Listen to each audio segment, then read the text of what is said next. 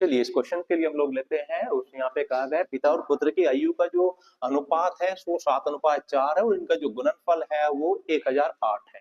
तो यहाँ गुणनफल दिया है दोनों संख्याओं का, तो हम लोग यहाँ दोनों संख्याओं का गुणनफल करते हैं तो ये आता है हमारा 28।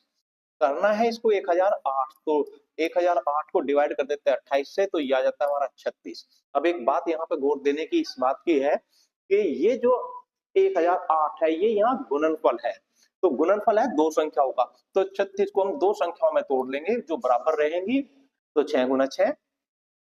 अब ये वाली संख्या भी हमारी 6 गुना बढ़ जाएगी तो ये हो जाएगी 6 7 42, ये वाली भी 6 गुना बढ़ जाएगी तो ये हो जाएगी हमारी 6 चौक 24 यहाँ से। अब ये जो आयु बनी है पिता और पुत्र की वो है फिलहाल वर्तमान आयु। उसने पूछी हमसे यहाँ से 10 वर्ष बाद, 10 वर्ष बाद पूछिए तो 10 इसमें प्लस कर देंगे हम लोग, 10 इसमें प्लस कर देंगे, तो ये हो जाएगी हमारे यहाँ पे 52 और वो हो जाएगी हमारे यहाँ पे 34। अब अगर हमें इसका अनुपात बनाना है तो ये कट जाएगी 17 हो जाएगी और ये हो जाएगी 26, तो अनुपात रहेगा हमारा फर्स्ट। नेक्स्ट क्वेश्चन लेते हैं। अब इस क्वेश्चन के अंदर कहा गया है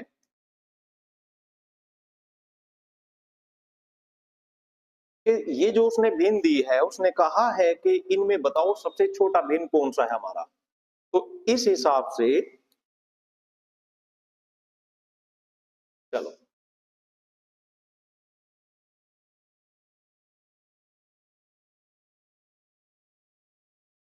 अब सबसे छोटा भिन्न पूछ रहा है वो हमारे से, तो ये है हमारा 5/8 पहली भिन्न, दूसरी है 9/13 और तीसरी है हमारी वो 3/5 और वो चौथी है 4/7।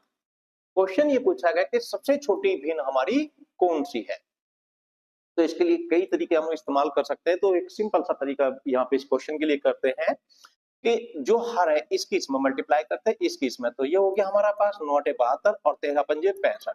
छोटी भिन्न चाहिए तो ये बड़ी आ रहा है और ये छोटा आ रहा है, तो ये वाली हमारी छोटी भिन्न होगी इन दोनों के कंपेरिजन में।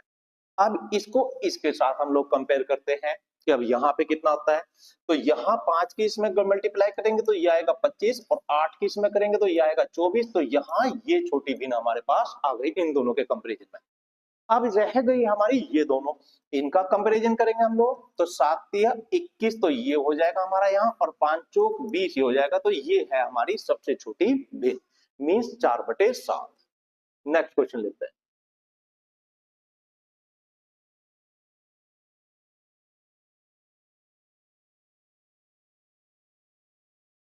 इस क्वेश्चन में पूछा गया है, ये 3 या क्वेश्चन नंबर है, यदि 8 वर्ष का साधारण ब्याज 40% के बराबर है, साधारण ब्याज मूलधन के 40%, तो मूलधन अगर 100 रहा होगा तो ब्याज जो आया है वो है 40। कितने साल का है? 8 साल का, तो 1 साल का जो आता है बटे 8 करेंगे तो ये आ जाएगा हमारा यहाँ 5%, तो 1 साल का ब्याज है 5%। उसने कहा कितने वर्ष में मूलधन के बराबर, मूलधन के बराबर का मतलब क्या है 100, तो 1 साल का हमारा 5 है, तो 100 जो बनेगा वो बनेगा हमारा 20 वर्ष में बन जाएगा। नेक्स्ट क्वेश्चन देखते हैं। यहां उसने कहा 4 संख्याओं का जो औसत है, ये 4 क्वेश्चन नंबर है हमारा यहाँ पे, 4 संख्याओं का जो औसत है वो हमारा पास 20 है। उसने कहा इन 4 संख्याओं में से एक संख्या 26 है, तो कहने का सीधा सा मतलब है औसत का मतलब होता है प्रत्येक संख्या। कहने को हम औसत को ये भी हम लोग बोल सकते हैं कि 4 संख्याओं का योग बटे 4, ऐसे भी हम लोग औसत को बोल सकते हैं, बट हम इसको सिंप्लीफाई करो, आप अपना सीधा सा मतलब समझिए, 4 संख्याओं में से प्रत्येक संख्या 20 है, तो पहली भी 20, दूसरी भी 20, तीसरी भी 20 और चौथी संख्या भी 20। उसने कहा इनमें से एक संख्या को 26 कर लीजिए, मतलब एक 26 है, तो 20 की जगह अगर हम इसे 26 करें तो इसमें हमें 6 जोड़ना पड़ेगा, तो 6 इन 3 में से हम लोग माइनस कर लेते हैं, तो इधर से माइनस करके 6 इधर शिफ्ट कर देंगे हम लोग यहाँ पे। तो यहाँ 6 माइनस करना है इन 3 संख्याओं में से, तो प्रत्येक में से समान माइनस कर देंगे तो 2-2 माइनस हो जाएगा, तो ये जो संख्या बचेगी हमारे पास, ये सारी की सारी 18 बचेगी। उसने यही पूछा है हमारे से कि जो शेष बची हुई संख्या, अगर उस वाली चौथी को हम लोग 26 करते हैं तो जो शेष बची हुई प्रत्येक संख्या है, क्योंकि औसत का मतलब है प्रत्येक संख्या, तो प्रत्येक संख्या वो 18 बचेगी, तो आंसर रहेगा शेष बची संख्याओं का औसत 18। नेक्स्ट क्वेश्चन देखिए। यहां उसने कहा है कि एक जो मंदिर है और उसके जो ऊपर का हिस्सा है वो खोखला गोलाकार गुंबद जैसा है, जिसका आंतरिक, जैसे कि एक मंदिर हो उसका जो ऊपर का हिस्सा है वो इस तरह का गोलाकार है, ये आकृति उसने दी है, नीचे का वो मंदिर का हिस्सा है जो भी उसने स्ट्रक्चर दी है। उसका जो आंतरिक त्रिज्या है, अंदर की त्रिज्या मीन्स यहां से वो ये वाली जो त्रिज्या है वो उसने 2 दी है, और जो ये बाहर वाले की त्रिज्या है वो उसने 3 दी है। तो उसने कहा कि जो ये मंदिर का ये वाला हिस्सा हमें अगर तैयार करना हो तो कितने कंक्रीट की जरूरत पड़ेगी, मतलब इसका आयतन कितना है। तो जो ये वाला हिस्सा है ये गोला है हमारा यहाँ, तो इसको हम ऐसे कह सकते हैं जो आधा गोला है तो इसका जो आयतन होता है वो 2/3 पाई r3 ये होता है हमारा आयतन। अब हमें क्या चाहिए, इस बाहर वाले का पूरे का निकालते हैं हम लोग यहाँ पे। तो 2/3 पाई, बाहर वाले की त्रिज्या है वो 3, तो 3 इसको कर देंगे हम लोग, 3 के 9 9 27, क्योंकि 3 लेना 3 बार लेना है, माइनस इसमें से ये तो बाहर वाले की मीन्स इस तरीके से आप समझ लीजिए, जैसे ये इसकी आई है जिसकी त्रिज्या कितनी है हमारी वहां ये वाली, इस वाले को छोड़ देते हैं हम लोग यहाँ, सॉरी मैं दोबारा से इसको बना देता हूं।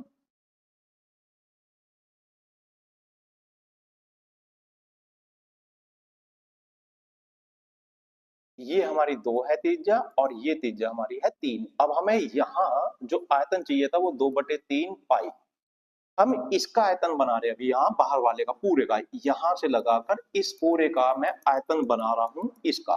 तो ये हो गया हमारा 27। अब इसमें से हमें माइनस करना है कौन से वाला, ये अंदर वाला, ये 2 वाला। तो 2 का घन करेंगे हम लोग तो ये होगा हमारा 8, मीन्स ये वाला हमने माइनस कर दिया इसमें से, तो ये हमारा इसका वॉल्यूम बाहर वाले का वॉल्यूम बचेगा। तो इसको अब हम लोग कैलकुलेट कर लेंगे यहाँ से, तो 2/3 पाई, तो 27 में से ये जाएगा तो ये बनेगा हमारा 19, तो 19 38 पाई/3, तो आंसर रहेगा 38 पाई/3। नेक्स्ट क्वेश्चन देखिए, उसने कहा यहां पर कि जो हमारी एक, चलिए इस क्वेश्चन को देखते हैं। यहाँ पे कहा 60 विद्यार्थियों के लिए 18 दिन का भोजन है, तो कुल भोजन हो गया हमारे पास 60 गुना 18, ये तो हमारा कुल भोजन हो गया। अब उसने कहा यदि यहाँ पे विद्यार्थी बढ़कर बढ़कर का मतलब जितने 60 थे उसमें मिलाकर 72 कर दिए जाए, मतलब टोटल विद्यार्थी 72 हो जाए, तो अब ये भोजन कितने दिन चलेगा, तो भाग कर देंगे हम लोग 72 से। तो यहाँ 18 चौक 72, 50 से काटेंगे तो ये आ जाएगा हमारे यहाँ पे 15 दिन। नेक्स्ट क्वेश्चन देखते हैं। यहाँ पे बड़ा सिंपल सा क्वेश्चन आता है, ये बहुत एग्जामों में हमारा रिपीट होता है। यहाँ उसने कहा है कि जो 3 संख्याएं हैं, ये 7 जो है यहाँ पे क्वेश्चन का नंबर है हमारा, तो 3 संख्याओं का औसत 34 है। उसने कहा कि जो तीनों संख्याओं का अनुपात है वो 4:3:5 है, तो सबसे बड़ी और सबसे छोटी संख्या का अंतर। तो बड़ा सिंपल सा, हम इसको 2 तरीके से कर सकते हैं सवाल को यहाँ से। पहला तरीका तो ये, औसत यहाँ है तो अनुपात का भी हम लोग औसत ही बना लेते हैं। तो औसत बनाए तो तीनों संख्याओं के अनुपात का जो औसत आता है, तो तीनों को डिवाइड करके बटे 3 कर देंगे हम लोग, तो ये आ जाएगा यहाँ पे 12 को 3 से डिवाइड करेंगे तो 4। तो जो अनुपात का औसत है ये हमने बनाया है, अनुपात का औसत वो आता है 4। इस अनुपात के औसत को बनाना है, करना है एक्यूरेट, हमें 34 करना है। तो 34 को डिवाइड कर देंगे हम लोग, 4 से डिवाइड कर देंगे तो 7 चौक 28, तो ये डिवाइड होता है 8.5 पॉइंट मल्टीप्लाई में हमारा इतने गुना हो जाता है। अब उसने कहा सबसे बड़ी और सबसे छोटी संख्या का अनुपात कितना, तो सबसे बड़ी संख्या हमारी 5 है, सबसे छोटी संख्या हमारी ये है, तो इसका अंतर पूछा है तो अंतर अनुपात के हिसाब से आ रहा है 2। अगर इसको हम मल्टीप्लाई कर देते हैं यहाँ 8.5 से, तो ये आ जाता है हमारा यहाँ से 8 दूनी 16 और 1 17, तो ऑप्शन रहेंगे हमारा यहाँ पे 17। नेक्स्ट क्वेश्चन चलते हैं। नेक्स्ट क्वेश्चन पे बात करें, उसने कहा एक वस्तु का विक्रय मूल्य उसके क्रय मूल्य से 15% अधिक है, तो इसका सीधा सा मतलब हुआ क्रय मूल्य अगर हमारे पास में यहाँ 100 है तो उसका जो विक्रय मूल्य है वो है हमारे पास 115, ये बन गए दोनों के अनुपात हमारे। उसने कहा इस यदि इस वस्तु को पर जो बेच कर लाभ हुआ है वो 25 रुपए अर्जित हुआ है, तो रेशो के हिसाब से जो हमें लाभ आ रहा है वो 15 का है, करना है वो हमें लाभ है 25 का। तो उसने पूछा है कि विक्रय मूल्य कितना है, तो विक्रय मूल्य का जो रेशो है वो 115 है, तो मल्टीप्लाई 115 करेंगे, तो 5 से डिवाइड करेंगे, इसको डिवाइड कर देंगे, तो यहाँ मल्टीप्लाई करने का एक छोटा सा बड़ा सिंपल सा मैथ तरीका देखते हैं। 5 में 115 की हमें मल्टीप्लाई करनी है, तो मैं 5 की एक अंक में नहीं करना, सीधा 2 अंक में कर रहा हूँ। तो 15 पंजे 75, तो हमारे पास ये आ गया, और 5 के एक में करेंगे 5 ये, तो इससे भाग करेंगे तो ये आ जाता है हमारे पास यहाँ। 3 को 1 से करेंगे तो 3 गम 27, 3 गम 3, तो 191 पॉइंट समथिंग। तो आंसर रहेगा हमारे पास में ये ऑप्शन रहेगा। नेक्स्ट क्वेश्चन देखिए, ये क्वेश्चन भी बड़ा बार आ रहा है हमारे एग्जामों में, दिल्ली पुलिस के, बड़े सिंपल क्वेश्चन है। क्वेश्चन नंबर है ये हमारा, दो अंकों वाली दो संख्याओं का योग उसने कहा है 72, इनका में से है 9, तो बड़ी संख्या बताइए। तो योग को अगर हम 72 को भाग करते हैं में से तो ये आ जाता है हमारे पास 8, और ये जो 8 आया है ये है योग, किसका योग है, वो अनुपातों का योग है। कौन सी संख्याओं का, जो दो संख्या यहाँ पे डिफाइन की गई है यहाँ पे। तो इस योग को हम अनुपात में, फैक्टर में तोड़ देते हैं, और योग में तोड़ना तो 1 और 7, पहला तो ये हमारा ये बन सकता है, दूसरा बन सकता है 2 और 6, तीसरा बन सकता है हमारे पास में यहाँ 3 और 5, और चौथा बन सकता है हमारे पास में यहाँ, सॉरी 9 से इसको भाग करेंगे तो ये आ गया था हमारे पास 8, तो ये योग था हमारा। तो तोड़ेंगे तो 1:7, एक तो ये हो सकता है हमारा फैक्टर, दूसरा हो सकता है ये, तीसरा हो सकता है ये, अनुपात है यहाँ पे, और चौथा हो सकता है 4 और 4। अब एक बात पे फोकस हम लोग करेंगे यहाँ पे कि ये योग है, ठीक है, योग तो चारों के ही बन रहे हैं, बट ये रेशो है हमारे, तो रेशो ये नहीं बनता, ये नहीं बनता, क्योंकि इसका अनुपात आ जाता है 1:1, इसका आ जाएगा 1:3, इसलिए ये रेशो तो हमारे नहीं बन सकते। तो रेशो बन रहे हैं ये हमारे एक और ये वाला, दो रेखे हैं। अब इनमें से कौन सा ठीक है, एक्यूरेट कौन सा है, तो हमें इसकी संख्या बनाते हैं हम लोग यहाँ से। तो संख्या बनाएंगे तो में से कि इसमें गुना करें तो ये बनेगा 9 की गुना इसमें करेंगे, 9 की गुना करेंगे तो 9 है वो 9 सते 63, एक तो ये बन गया। यहाँ से करेंगे 9 की गुना तो 9 तिया 27 और 9 पंजे 45, तो दोनों ये भी पेयर बनता है हमारा, और ये भी संख्याओं का जोड़ा बनता है। उसने यहाँ पे कंडीशन लगाई थी 2 अंकों वाली, तो 2 अंकों में ये दोनों अंकों वाली नहीं है, तो ये नहीं देंगे ऑप्शन, ऑप्शन दिया जाएगा ये ऑप्शन दिया जाएगा ये वाला। अब उसने इसमें से पूछा था बड़ी संख्या कौन सी है, तो एक संख्या आ रही है हमारी 27 और दूसरी आ रही है हमारी 45, तो बड़ी संख्या हमारे पास है 45। ये क्वेश्चन बहुत एग्जाम्स में आता है। चलिए इस क्वेश्चन को देखिए, यहाँ पे थोड़ा सा इसको मैं क्लियर कर देता हूँ। ये सवाल है 8 सेंटीमीटर त्रिज्या वाले एक अर्धगोले को, तो जो अर्धगोला है, एक तो ये हो गया पहला हिस्सा हमारा यहाँ पर, और जो दूसरे कहा है कि 64 सेंटीमीटर ऊंचाई वाले वृत्तीय शंकु, तो दूसरी आकृति हमारी शंकु, तो पहली आकृति हमारी गोला है और वो भी अर्ध वाला, और जो दूसरी आकृति है वो है हमारी शंकु। अब उसने कहा इस अर्धगोले को शंकु में कन्वर्ट किया गया है, ढाला गया है, बदला गया है, कुछ भी कह सकते हैं। तो यहां जब भी हम आयतन के अंदर इस तरह की जो हमारी ये वाला क्वेश्चन होता है, और आपके एग्जामों में लगभग यही क्वेश्चन आता है, कन्वर्ट करने वाला, बदलने वाला। तो होता क्या है यहाँ पर कि जो पहली आकृति थी वो अर्धगोला थी, जो नई आकृति है वो शंकु है, तो दोनों के इस परिस्थिति में जब ढाल के बनाएंगे तो वो आयतन बराबर रहेंगे हमारे यहाँ। तो जो इसका आयतन है अर्धगोले का 2/3 पाई, और यहाँ है त्रिज्या 8, तो 8 को 3 बार लेंगे क्योंकि हमें आयतन बनाना है यहाँ पे। और जो यहाँ हमारा शंकु है, इसका जो आयतन है और ऊंचाई है, आयतन के लिए इसका 1/3 पाई आर की हमें उसने निकालना है, तो आर हम स्क्वायर कर देंगे यहाँ, और गुना ऊंचाई वो है हमारी 64। तो दोनों स्थिति में दोनों आकृतियों के जो बराबर रहेंगे वो आयतन बराबर रहेंगे। तो यहाँ से ये संख्या हमारी बराबर है, कट जाएगी, 8 और 8 64, वो हमारा कट गया यहाँ से, तो इधर रहता है 16, तो 16 इधर रह गया, आर स्क्वायर इधर है, तो आर रह जाएगा हमारे पास में 4।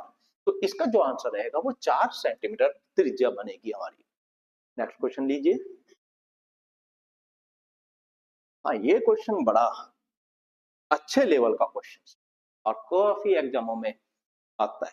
ये आपका, आप अगर इसे सिंपली करें तो काफी लंबा क्वेश्चन होगा, अगर आप थोड़ा सा भी दिमाग रखते हैं, मतलब जानते कि क्वेश्चंस क्या है, तो ये आपका 2 ही सेकंड का क्वेश्चन है।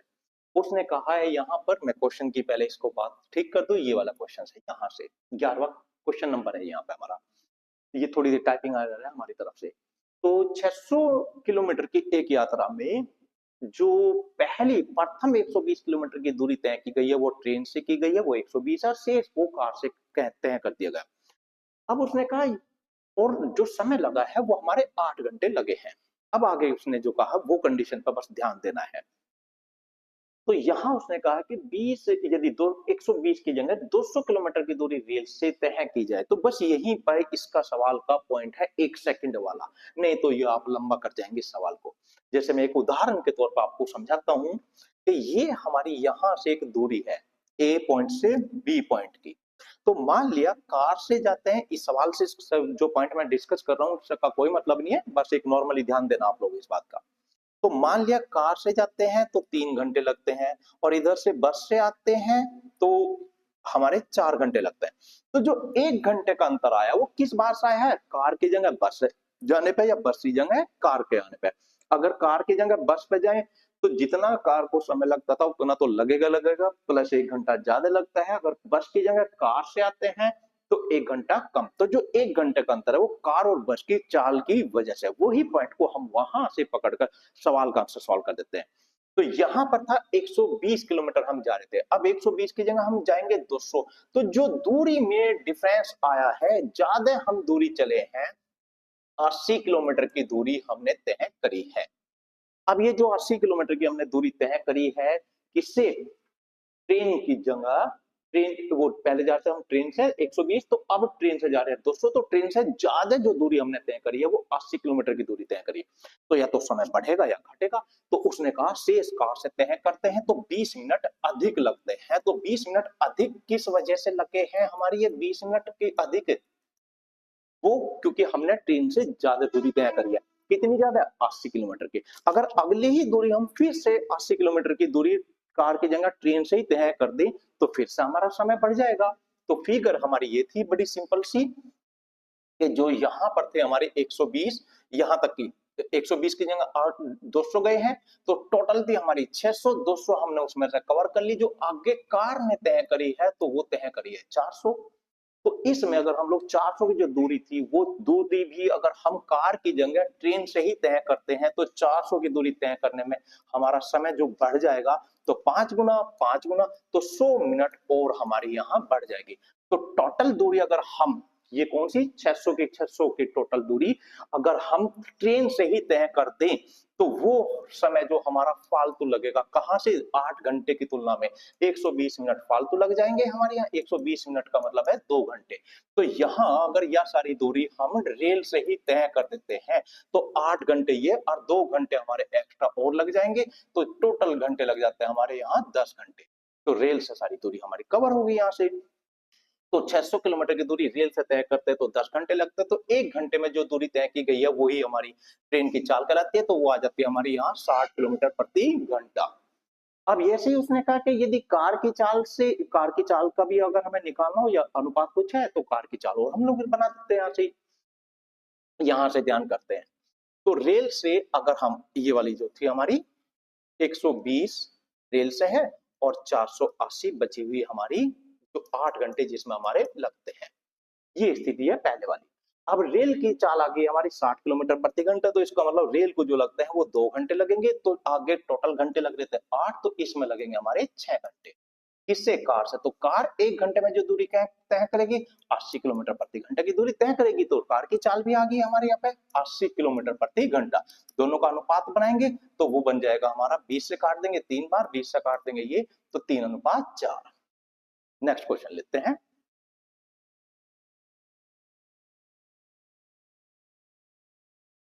किरण वस्तु के 10% लाभ पर बेचता है और उस वस्तु को, भाई इस क्वेश्चन पे थोड़ा एरर है, ये टाइपिंग एरर रही है, इस क्वेश्चन को छोड़ देते हैं, नेक्स्ट क्वेश्चन पे जाते हैं।